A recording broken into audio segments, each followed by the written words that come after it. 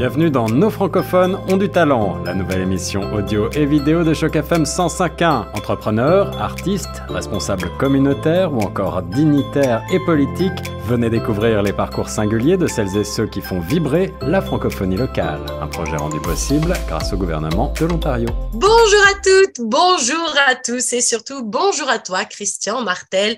Et tout d'abord, un grand merci d'avoir accepté notre invitation sur les ondes de Choc FM 105.1, une interview qui, je le rappelle, fait partie de notre nouveau projet. Nos francophones ont du talent, un projet qui est d'ailleurs rendu possible par le gouvernement de l'Ontario et qui met en avant toutes ces personnes qui font briller la communauté francophone de par leur talent et leur dévotion. Comment ça va, Christian, aujourd'hui? Ça va très bien, merci.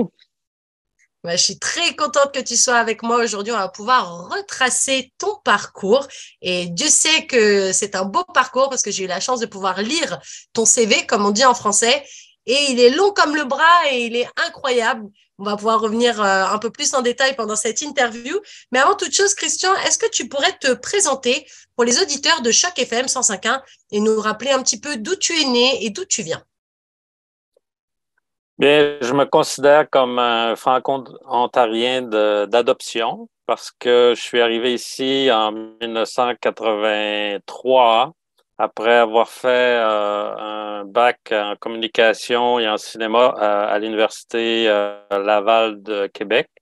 Je suis originaire du Lac-Saint-Jean, où j'ai grandi tout près de la ville d'Alma, dans une municipalité qui s'appelle Saint-Bruno. J'étais très impliqué au niveau du sport. J'ai été arbitre. J'ai participé aux différentes ligues de sport, que ce soit balle molle, balle lente, soccer, terrain de jeu et tout ça m'a formé dans vraiment être un chef d'équipe qui avait toujours une opinion.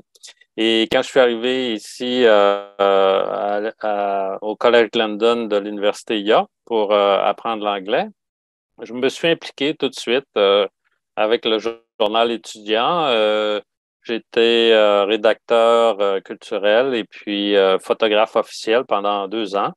Et une fois gradué, c'était en 1985, ici en Ontario, il y a eu un changement de gouvernement. Les libéraux de M. Peterson sont arrivés.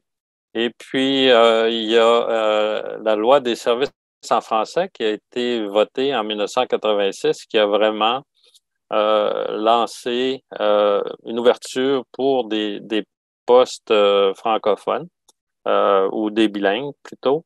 Et bien, à cette époque-là également, TV Ontario avait reçu de l'argent pour développer une chaîne française complète, une programmation pour les jeunes, de la formation à distance, du cinéma et tout ça. Et à un certain moment donné, je vais dans l'édifice de TV Ontario, je vois afficher un poste d'agent d'information et puis c'était exactement ce que je recherchais.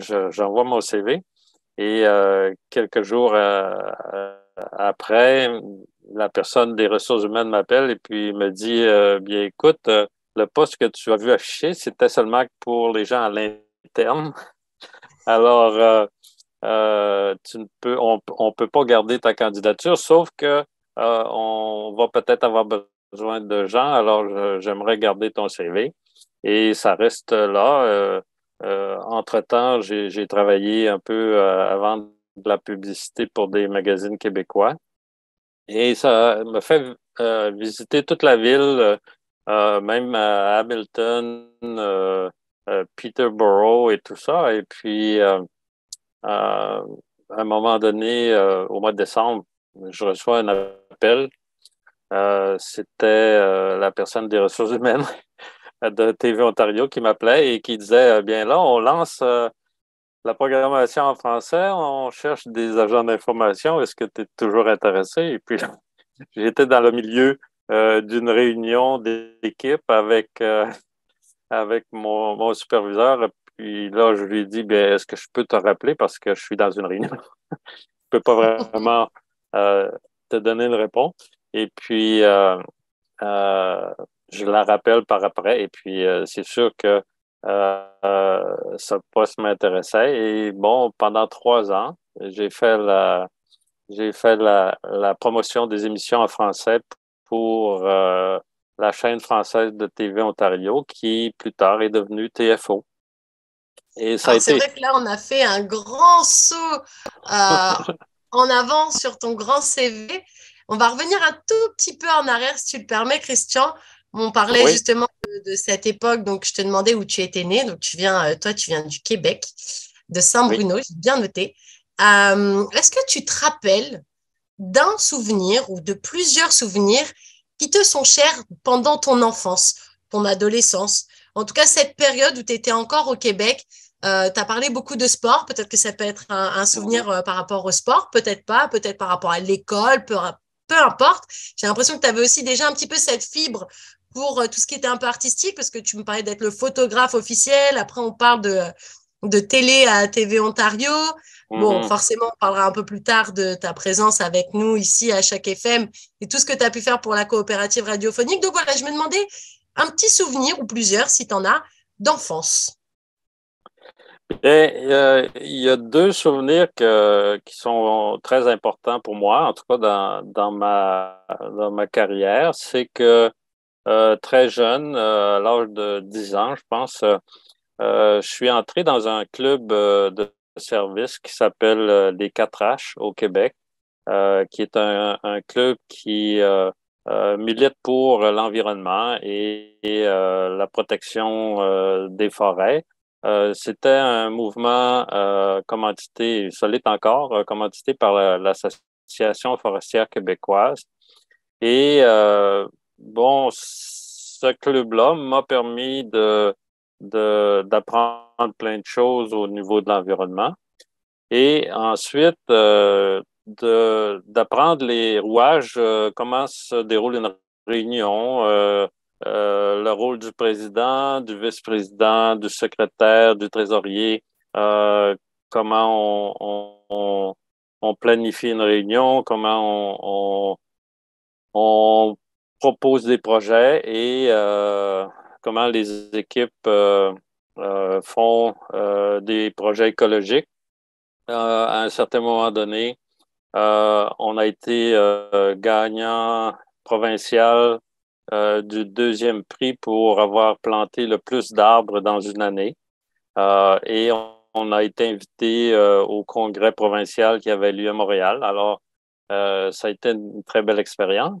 Euh, L'autre chose qui a marqué vraiment ma, mon enfance, et je l'ai réalisé seulement qu'une fois que je suis arrivé en Ontario, c'est que mon père était très impliqué dans une coopérative euh, qui avait regroupé tous les agriculteurs de la région pour organiser un abattoir et toutes sortes de services, vente et services d'équipements agricoles, euh, gestion des poulaillers, gestion des cochons, des vaches et tout ça. Et à même pour attirer du personnel au tout début, cette coopérative avait acheté des terrains et avait fait séparer les cadastres et tout ça pour vendre des terrains et construire des maisons. Et bon, il fallait travailler à cette coopérative pour pouvoir acheter un terrain.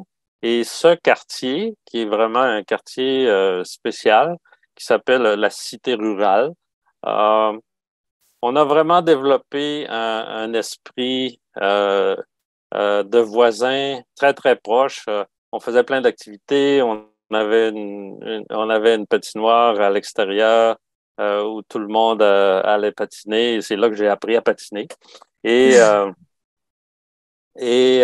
au fil des ans, on a organisé un tournoi et plus tard, on a créé un club optimiste qui a pris en charge le tournoi et le tournoi est devenu un tournoi provincial pratiquement. Et c'est vraiment une activité importante pour la municipalité maintenant.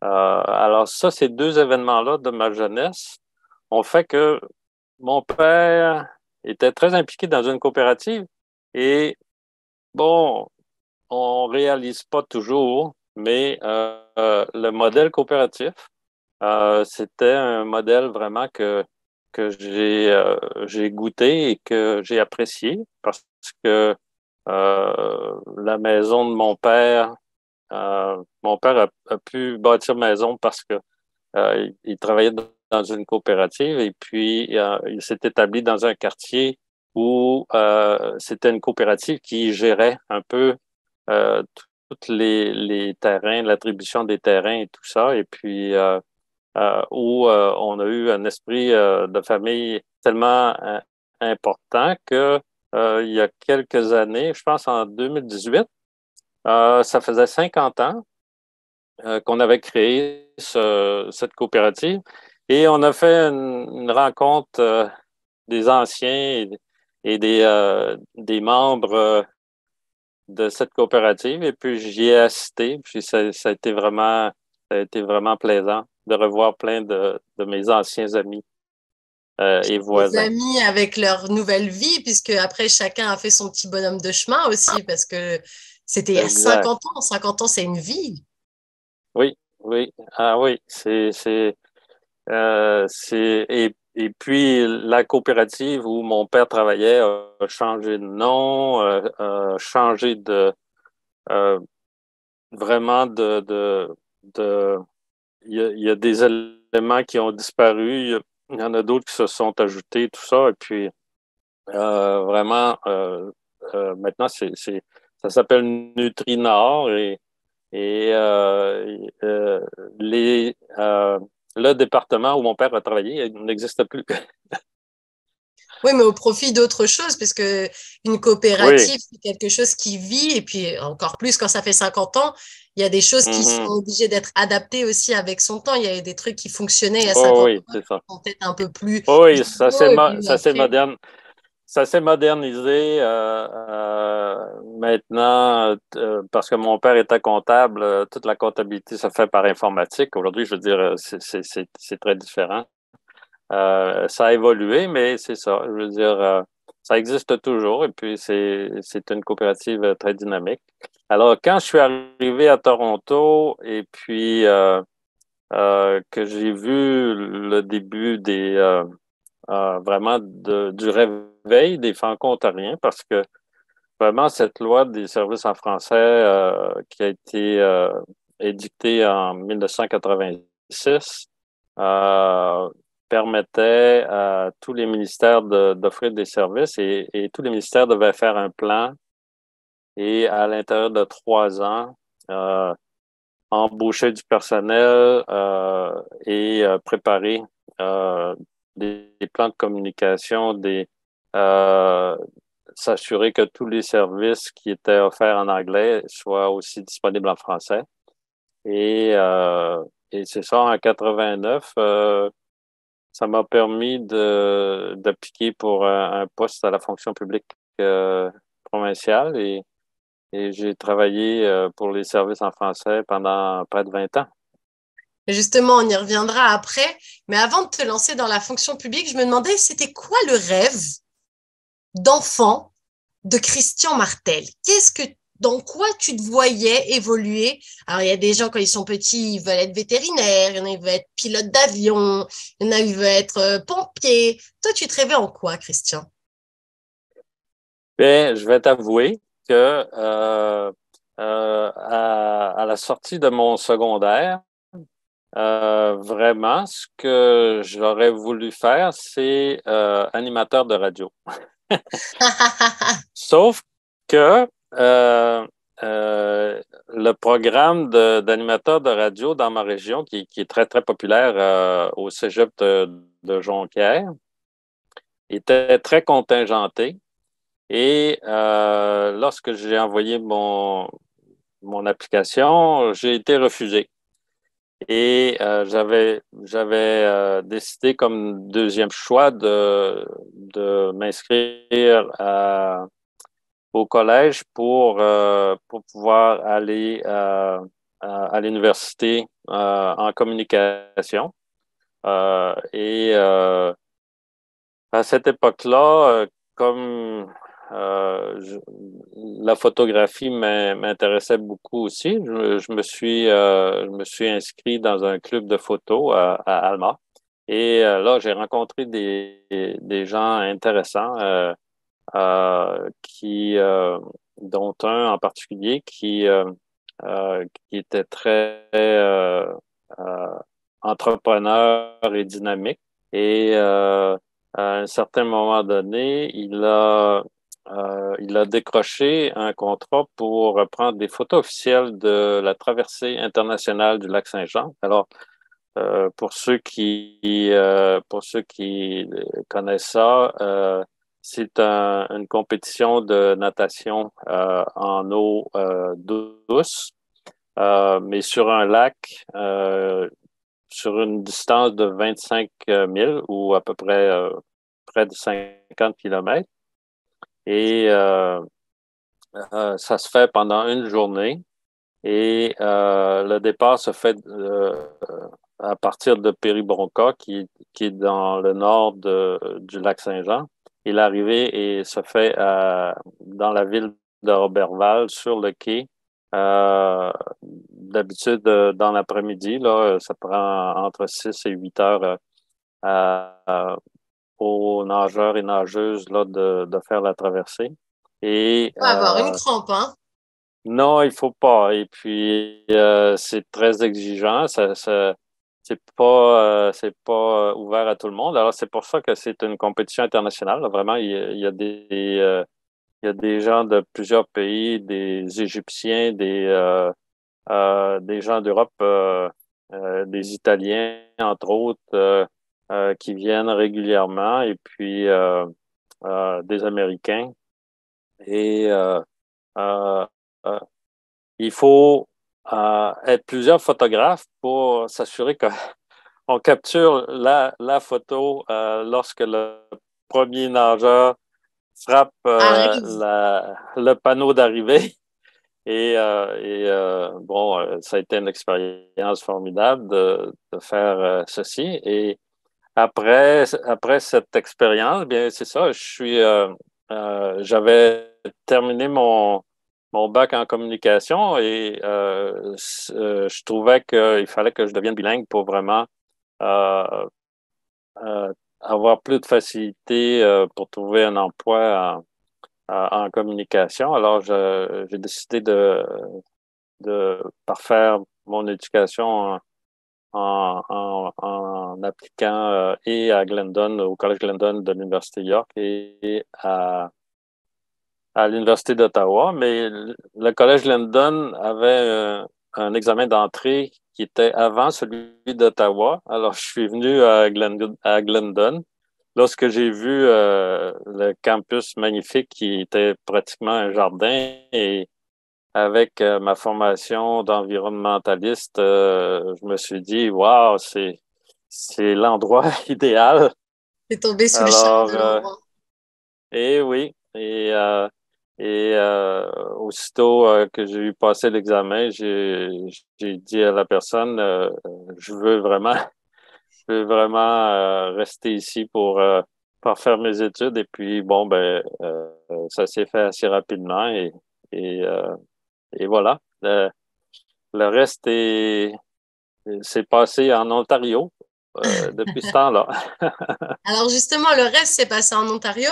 À un moment donné, tu es rentré dans la fonction publique, comme on dit au gouvernement. C'était quoi pourquoi cette envie en fait? Parce que toi, tu voulais un petit peu travailler dans le monde des médias, puis il y avait ce côté un petit peu artistique avec la photo. Au final, pas que le gouvernement ça n'a rien à voir, mais c'est pas très proche quand même. Non, mais il faut se mettre dans l'esprit de 1986 et à 89, où lorsque j'ai terminé mon diplôme à Glendon, je me suis impliqué dans le centre francophone au niveau du conseil d'administration et j'ai connu plein de personnages intéressants qui faisaient partie de la francophonie. Et bon, pendant toute ma carrière, je me considère un réseauteux. Alors, j'aime beaucoup réseauter avec d'autres francophones, avec des gens que je rencontre sur mon chemin, et tout ça. Et, j'avais rencontré quelqu'un qui, euh, euh, à l'intérieur une organisation pour les jeunes franco-ontariens qui s'appelait Direction Jeunesse, mais qui n'existe plus aujourd'hui, euh, avait décroché un emploi dans un bureau de ministre au gouvernement provincial.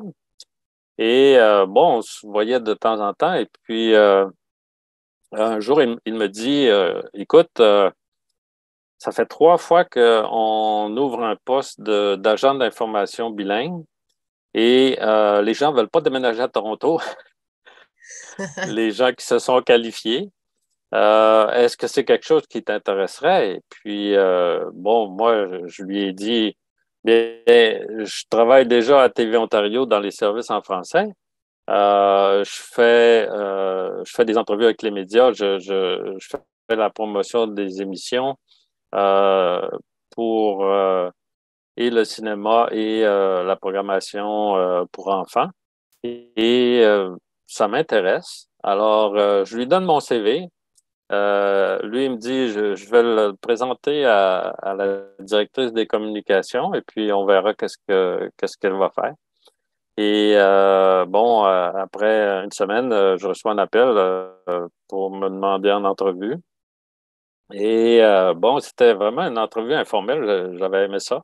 On avait été manger ensemble dans un restaurant près de Queen's Park. Et puis, alors là, la directrice m'avoue que elle avait besoin de quelqu'un absolument pour le début de l'entrée en vigueur des services en français qui était au mois de novembre 89.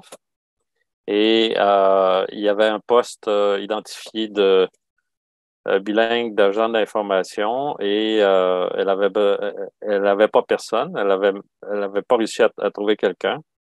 Et elle me dit, bien, écoute, ce que je peux faire, je peux t'offrir un contrat de 3 mois pour me permettre de réouvrir le concours et tu pourras appliquer. Et puis, si tu fais l'affaire, bien, euh, tu remporteras le poste permanent. Alors, c'était un peu euh, un Un peu un gamble, pari là, quand ou, même à faire, parce que toi, tu avais oui, déjà un poste au final.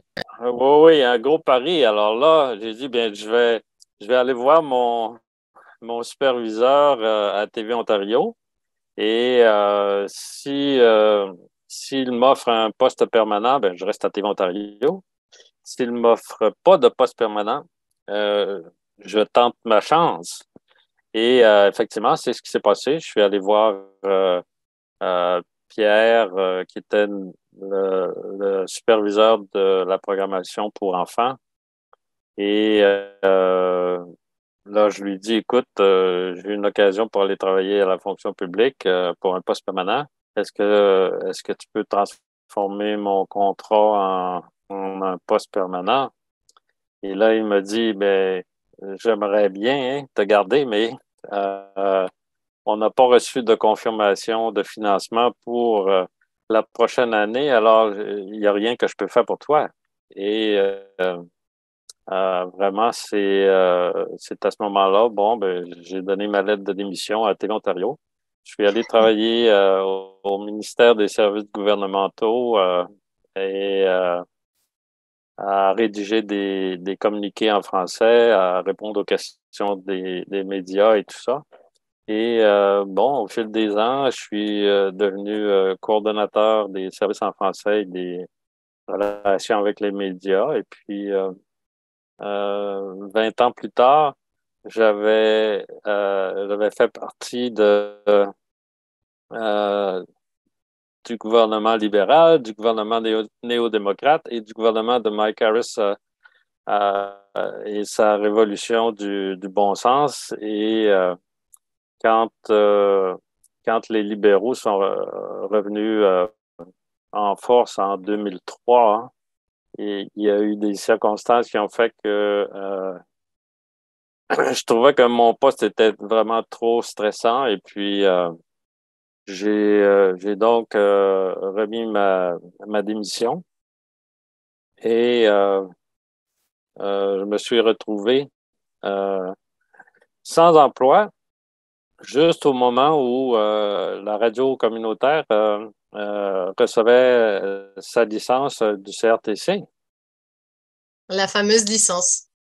Et oui, la fameuse licence qui avait pris 17 ans à décrocher. Et puis là, vraiment, euh, c'est un concours de circonstances parce que, bon, la radio cherchait un gestionnaire de projet. Et puis, j'avais, j'avais étudié la gestion de projet un peu. Et euh, j'ai, j'ai donné mon nom. Et puis, ça m'a permis de préparer la construction, les appels d'offres, choisir le site d'antenne, la construction des premiers studios. Et, euh, et c'est ça, une fois une fois qu'on est entré en onde, bien, il y a toujours un délai dans la présentation des publicités avant de pouvoir se faire payer par soit les agences de publicité ou les commanditaires. Et vraiment, après quelques mois, on est arrivé à un moment où la situation financière était vraiment critique et l'encaisse était à zéro avec notre marge de crédit pratiquement au maximum. Oui, c'est ça. Et c'est ça.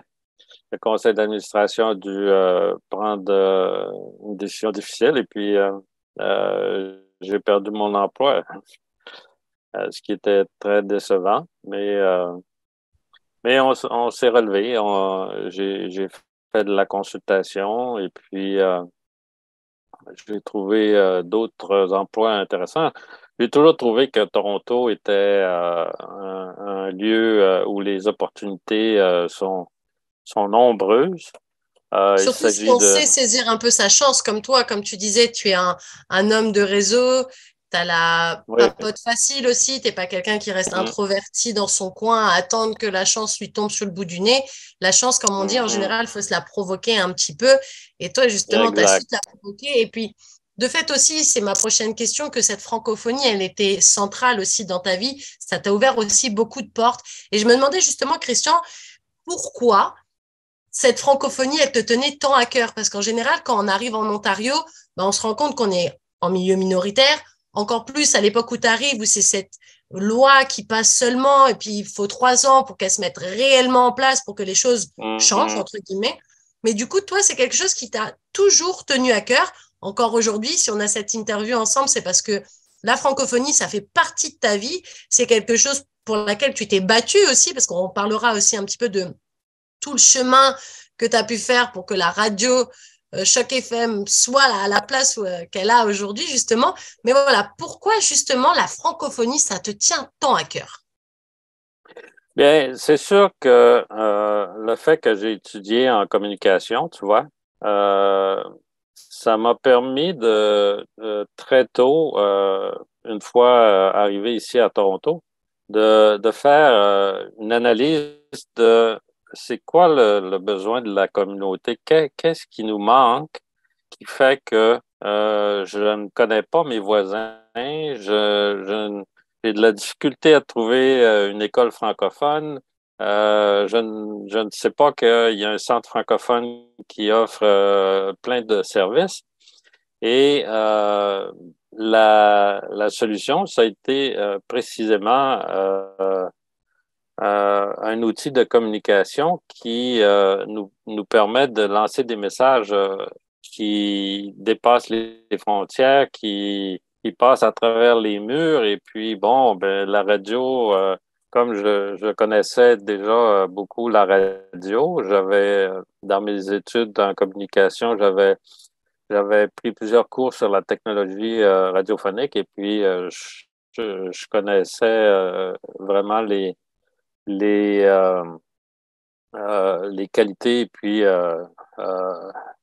les possibilités que pouvaient apporter les ondes hertziennes. Et euh, c'est pour ça que lorsque j'ai entendu parler par l'Association canadienne-française de Toronto d'un projet de radio communautaire, ça m'a intéressé. Et puis, euh, quand, quand j'ai travaillé à TV Ontario, j'avais un de mes amis qui avait déjà une émission à la radio de l'Université de Toronto, CIUT, le dimanche matin. Et bon, à un moment donné, il se cherchait un technicien pour faire la mise en onde et tout ça. Et puis j'ai dit, oui, moi, j'aime beaucoup la technique et je peux faire la mise en onde. Et de voir comment cette radio fonctionnait et de me dire, bien, écoute, la loi sur la radiodiffusion dit que c'est ouvert et aux francophones et aux anglophones de façon équivalente ou euh, pratiquement de la même façon. Alors, il faut seulement que présenter un projet. Les gens de J'aime bien le l'ACFO, seulement parce que ça a pris beaucoup de temps et ça a pris beaucoup de papier, mais j'aime bien comment tu le ouais, présentes. Il faut seulement le faire. oui, il faut que quelqu'un prenne le leadership. Et puis, quand la Fédération des jeunes Canadiens français, qui était vraiment responsable de ce dossier au niveau national, euh, ils avaient embauché 3 personnes pour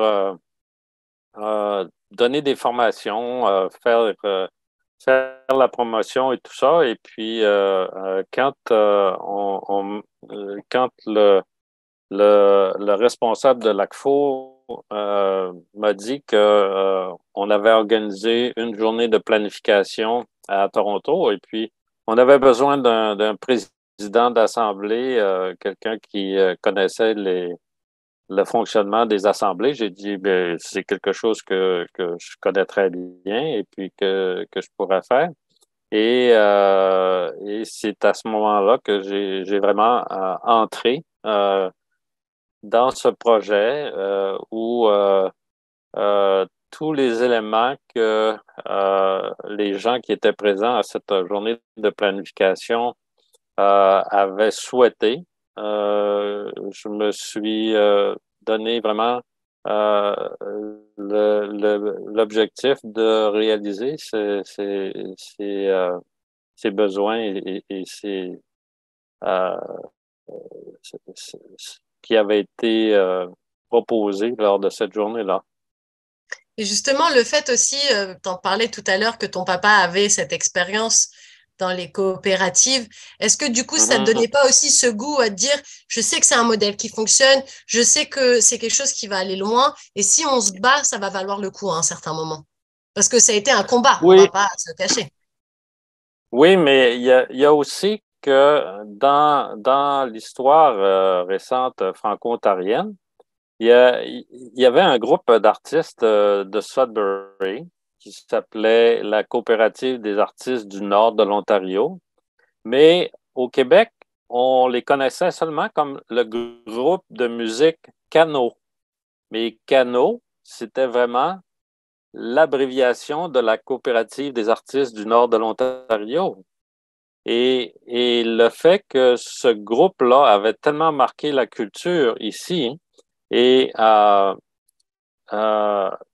qu'avec la loi sur les services en français, il y avait maintenant une éligibilité pour les francophones de l'Ontario de demander plus de services.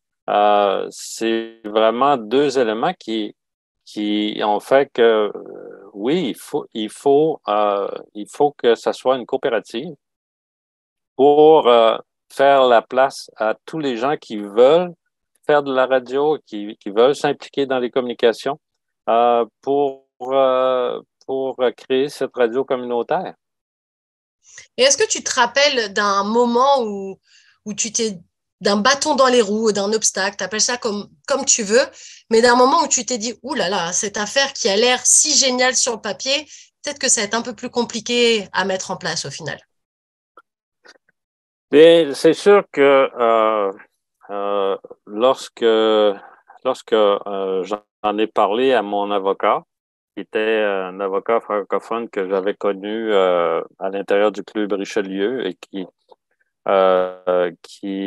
était vraiment une personne très très francophone, je veux dire, qui avait grandi à Toronto, qui rédigeait des contrats en français et qui aidait les francophones dans toutes sortes d'aspects légaux.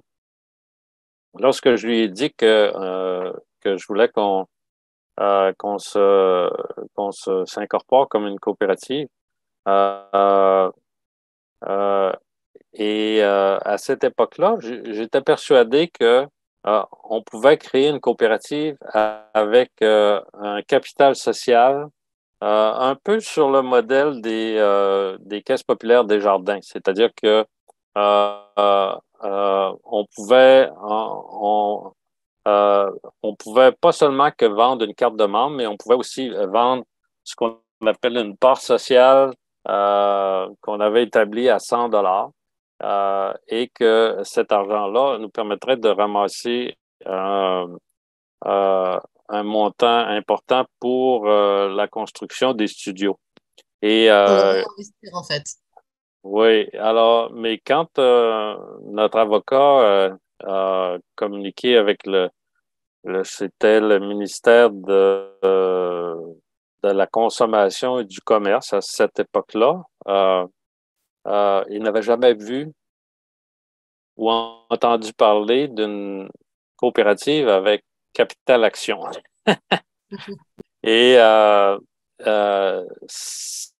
euh, cet événement-là a fait que ça a pris beaucoup plus de temps parce qu'il a fallu convaincre les gens du ministère qu'on pouvait s'incorporer et en français et qu'on pouvait s'incorporer comme une coopérative avec Capital Action. Euh, et euh, tout ça a fait que au même moment, au niveau national, on avait convaincu le gouvernement fédéral de faire un programme pour payer pour les études de marché, les études de faisabilité, l'achat d'une discothèque, la formation des bénévoles. Il y avait toute une série de subventions qui étaient disponibles.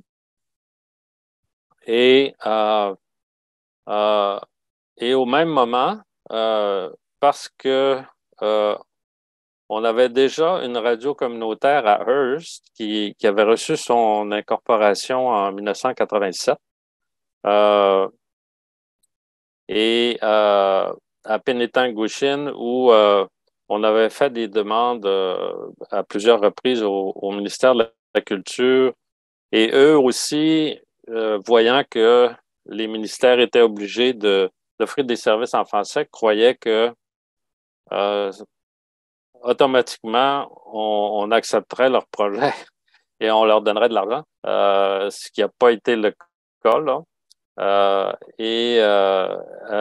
Vraiment, ce qu'on s'est buté, c'est que euh, le, le dossier des communications du CRTC, à cette époque-là, était placé avec le ministère des Transports et Communications. Alors, ne me demandez pas pourquoi c'était avec les transports, mais euh, euh, Pour de transporter les communications et les nouvelles, peut-être. Peut-être qu'ils voyaient là un lien. ben, je pense que on voyait les communications vraiment comme parce que les câbles téléphoniques interurbains étaient dans les corridors des trains et des autoroutes.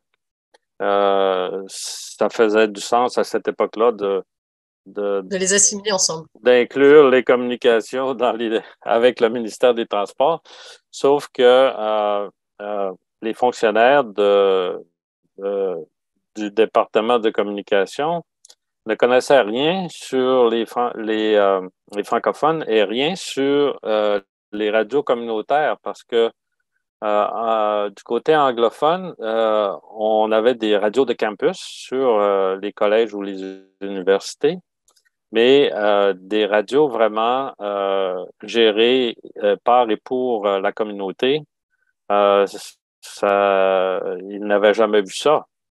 Alors, ce qu'on s'est fait dire à cette époque-là, c'est que, bon, il faut faire des études pour mieux comprendre comment ça fonctionne.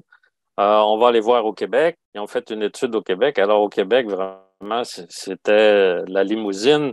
Chaque radio recevait automatiquement 50 000 par année, plus 25 000 pour l'embauche d'un coordonnateur du bénévolat. Et puis un pourcentage des publicités gouvernementales était réservé pour les médias communautaires.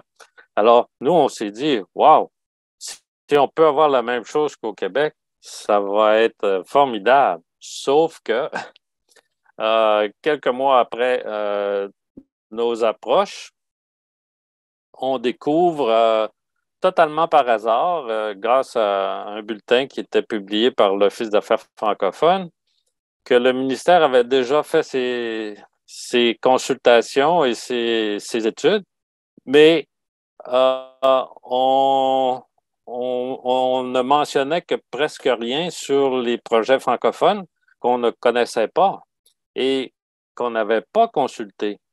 Et là, vraiment, euh, euh, grâce à une rencontre auquel j'ai participé au nom du projet de Toronto à Ottawa, avec tous les promoteurs des autres projets de radio partout au Canada.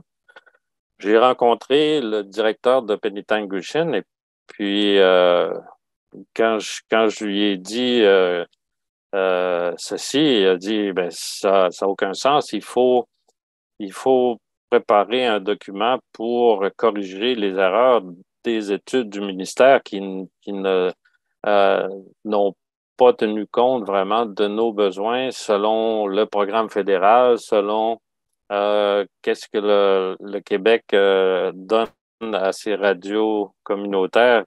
Alors, il faut réagir. Sauf que, bon, ben, quand on est bénévole, ça prend toujours beaucoup de temps. Et même si en 1989, c'était le lancement officiel de la loi sur les services en français, euh, le personnel bilingue n'était pas encore totalement intégré dans tous les ministères. On Et était vraiment aux prémices du truc, au final. oui, et là, lorsqu'on a envoyé notre document à l'automne 1989, et ça, c'est quelque chose que j'ai découvert seulement que suite à des recherches que j'ai faites aux archives de l'Ontario dans le dossier pour préparer un livre que j'ai écrit sur le mouvement provincial des radios communautaires, c'est que c'était une note gribouillée par la réceptionniste qui était bilingue pour dire que notre dossier parlait de radio, mais il n'y avait pas vrai les fonctionnaires qui auraient dû faire traduire ce document et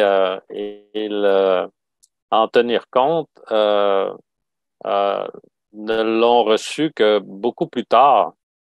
Et, c'est vraiment un peu frustrant quand on découvre ça par après, là. Mais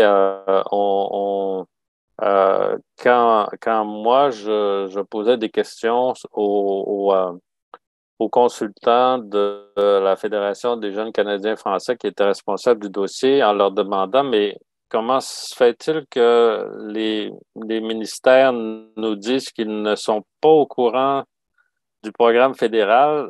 Vous avez jamais fait de représentation en Ontario? Et puis là, les gens me disaient, oui, oui, on est allé rencontrer plusieurs personnes, sauf que, encore là, c'est seulement que euh, Bien plus après tard. avoir fait après avoir fait les recherches que j'ai compris que les personnes qui avaient été rencontrées n'étaient pas les bonnes personnes. C'était la responsable des communications du CAFO, qui à cette époque-là était le Conseil de l'éducation franco-ontarienne, qui ne s'occupait pas du tout des questions de communication euh, et qui n'avait pas nécessairement un accès direct au ministre et euh, à d'autres fonctionnaires qui étaient des fonctionnaires vraiment mineurs et pas les personnes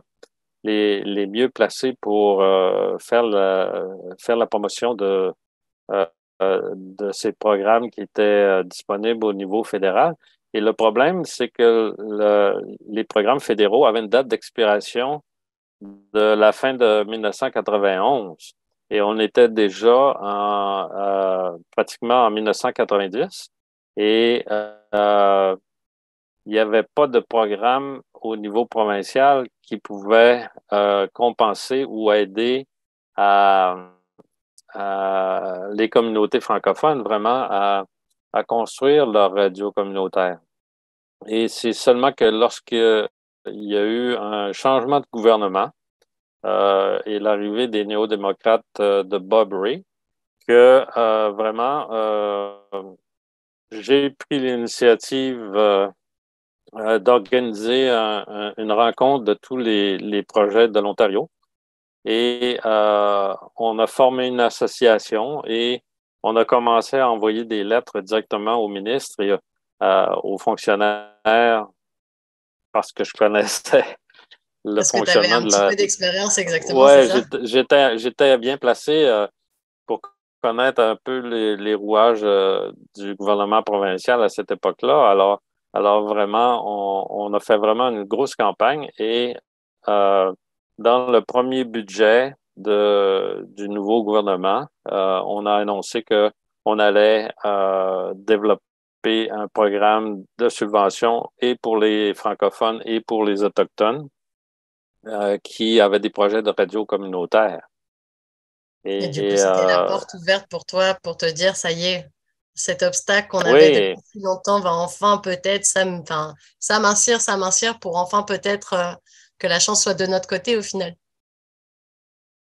oui, c'est ça, mais ça a quand même pris beaucoup de temps. Ça a bénéficié beaucoup plus au projet de Kapuskasing et de Cornwall qui ont pu bénéficier de ce programme-là. Mais malheureusement, le programme, la façon qu'il a été présenté euh, pour approbation, ne comportait pas un volet d'achat d'équipement. Alors, on avait inclus seulement que aide aux ressources humaines, aide à la formation et beaucoup d'argent pour des fonctionnaires. Sauf que les fonctionnaires, à cette époque-là, moi, je les connaissais. On essayait d'aller manger ensemble régulièrement, tous les fonctionnaires francophones. Bon, moi, je me tenais au courant de l'avancement des dossiers et malheureusement, le fait que on était dans une récession importante au début des années 91 quand le gouvernement des néo-démocrates est arrivé, que c'était difficile pour les fonctionnaires d'inclure un aspect d'immobilisation. Sauf que peu de temps après, vu que on a sensibilisé les fonctionnaires vraiment qu'il fallait trouver un programme où les radios communautaires pouvaient demander de l'argent pour construire les studios. Le gouvernement de l'époque avait lancé un nouveau programme qui s'appelait Boulot Ontario et qui permettait de financer des nouveaux projets qui permettaient de créer de l'emploi pour aider pendant la récession. Et grâce au lobbying et aux pressions que notre organisation provinciale a fait pour pouvoir convaincre le ministre de nous aider dans les projets qui étaient vraiment où le seul élément financier qui manquait, c'était cet élément-là de pouvoir avoir une aide de la province pour l'achat d'équipements. Euh, les deux radios de Kapuskasing et de Cornwall ont bénéficié de ce programme. Nous, malheureusement, à cette époque-là, il y a une grosse radio à Toronto qui a fait faillite. Et ça a forcé le Conseil des télécommunications du Canada de plus lancer de nouvelles demandes de radio à Toronto et de comprendre ce qui s'était passé. Alors là, il y a eu toute une série d'appels, de commentaires, d'études et de comprendre qu'est-ce qui s'était passé parce que cette station-là faisait partie d'un réseau avec des stations majeures dans les plus grandes villes du Canada, Montréal, Calgary, Vancouver. Et pour cette raison-là, le CRTC n'était pas certain si on devait offrir le réseau d'ouvrir un appel d'offres pour créer un nouveau réseau ou créer un appel d'offres pour seulement que les radios locales dans chacune des localités. Et ça a retardé d'au moins 3 ans toute nouvelle demande ici à Toronto. Et pendant cette époque-là, notre projet était bloqué. On pouvait pas avancer. Euh, et vraiment, ça a été difficile pour les bénévoles parce que c'était décourageant un peu parce que il fallait essayer de convaincre les gens de nous donner de l'argent, de, de, de militer De dans ce projet. continuer à croire à quelque chose qui était difficile, c'est ça? C'est ça, sans avoir vraiment une date d'échéance ou un but vraiment atteignable qui était plus clair dans l'esprit des gens. Et puis ça a été vraiment difficile parce que euh, mais tu vois, ça nous a permis aussi de développer des partenariats avec les Autochtones. Et lorsque eux ont décroché une licence ici à Toronto avant nous, on avait beaucoup de discussions avec eux et puis parce que le programme de subvention qui avait été créé par le gouvernement des Hauts-démocrates qui, malheureusement, en 1995, lorsque les conservateurs de Mike Harris sont revenus au pouvoir, ils ont éliminé tous les programmes de subvention. Alors, eux, ils étaient dans le même bateau que nous.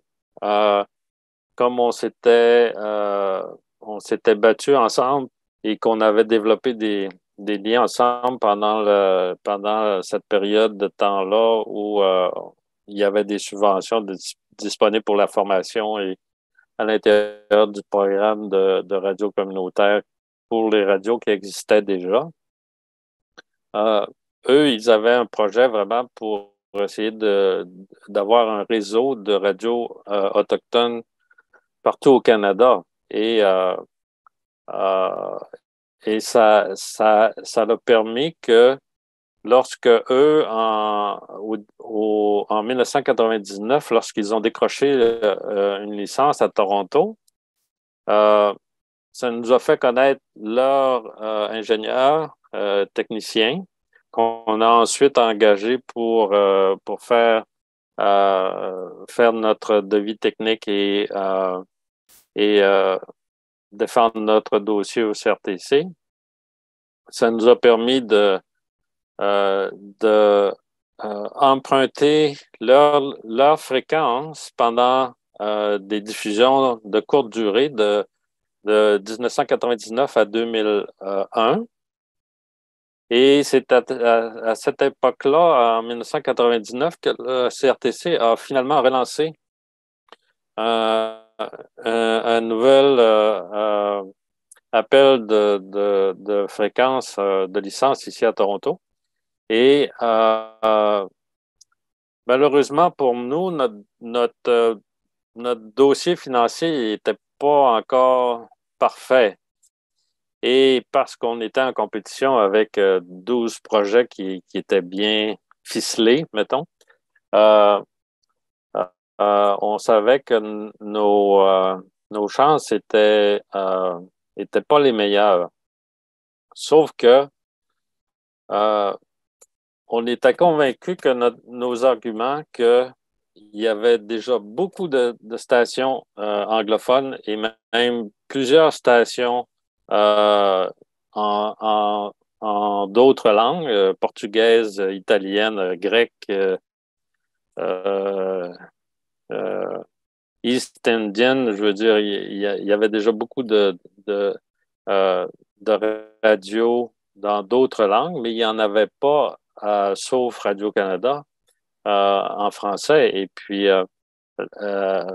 nous, on était convaincus que la loi de la radiodiffusion disait que on devait tenter d'avoir des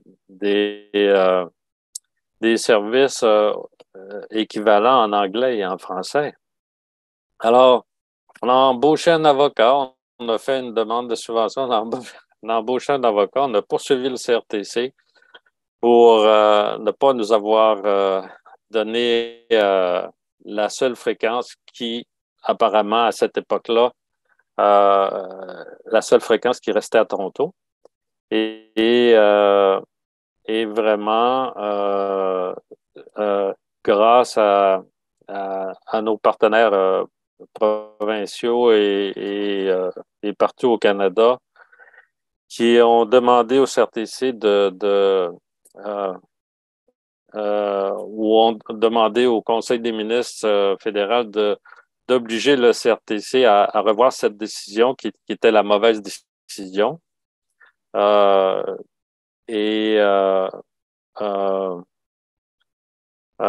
Vraiment, le Conseil des ministres, voyant qu'il y avait vraiment beaucoup de pression, ont demandé au CRTC comment se fait-il que vous n'avez pas tenu compte des besoins des francophones. La loi sur les langues officielles dit clairement que les ministères et les agences doivent tenter de promouvoir le français, d'aider les francophones. Et ça nous a permis, et en même temps que on faisait des diffusions de courte durée, on avait des subventions pour former des bénévoles. On a vraiment créé un momentum. Et quand le CRTC en 2002 a relancé un autre appel de service, on était prêt. On avait un montage financier qui se tenait. Et stratégiquement, on savait qu'il y aurait 12 ou 18 groupes qui demanderaient la fréquence la plus intéressante qui était en compétition, mais que avec toutes les expériences que nous, on avait fait auparavant pour connaître vraiment quelle fréquence était disponible et pourquoi la réglementation de Industrie Canada protégeait les grosses stations avec 3 ou 4 espaces de chaque côté, alors qu'il y avait la possibilité de s'insérer dans ces espaces-là sans créer d'interférence sur la grosse fréquence et de pouvoir créer de nouvelles licences à Toronto et dans la majorité des grandes villes du Canada. Et Industrie Canada s'est finalement réveillé et a demandé à une firme d'ingénieurs de faire l'étude. Et c'est grâce un peu à cette étude qu'on avait identifié deux autres fréquences qui étaient potentiellement disponibles à Toronto, qui étaient plus limitées, mais que nous donnait la chance vraiment de décrocher une première licence. Et c'est ce qu'on a réussi. Et réussi, et puis on en pourrait en parler des heures parce que tu es un véritable puits d'histoire, en tout cas en ce qui concerne cette belle coopérative radiophonique de Toronto. Malheureusement, ça fait déjà 1 heure qu'on est ensemble, Christian, il va falloir qu'on se laisse. En tout cas, c'était incroyable et d'ailleurs, j'invite les auditeurs de Choc FM 105.1 s'ils veulent en savoir encore plus dans le détail, parce qu'on avait fait ensemble une interview, une émission dans le cadre de notre autre projet qui s'appelait Droit de réponse 105.1, une émission qu'ils peuvent retrouver d'ailleurs sur le site de Choc FM dans la rubrique émission, donc avec après la sous-rubrique Droit de réponse 105.1, et on avait fait une spéciale justement où Christian nous avait rappelé justement tout le processus avec l'antenne, les studios, les premiers locaux. Enfin voilà, donc si les gens sont curieux d'en savoir encore un peu plus, bien qu'on soit déjà bien rentré dans le détail aujourd'hui, ils pourront quand même rentrer encore un peu plus dans le détail grâce à cette émission qu'on avait fait déjà précédemment. En tout cas, nous, l'heure est déjà passée, malheureusement, même si j'adore t'écouter et je pourrais t'écouter parler pendant des heures parce que c'est incroyable d'avoir autant de savoir sur plein de choses. En tout cas, merci beaucoup, Christian Martel, d'avoir retracé un petit peu ton parcours avec nous. C'était un grand plaisir de t'avoir pendant cette heure. Je rappelle que c'était Nos francophones ont du talent, un projet qui a été rendu possible grâce au gouvernement de l'Ontario. Un grand merci, Christian. À bientôt. Ça me fait plaisir. Au revoir.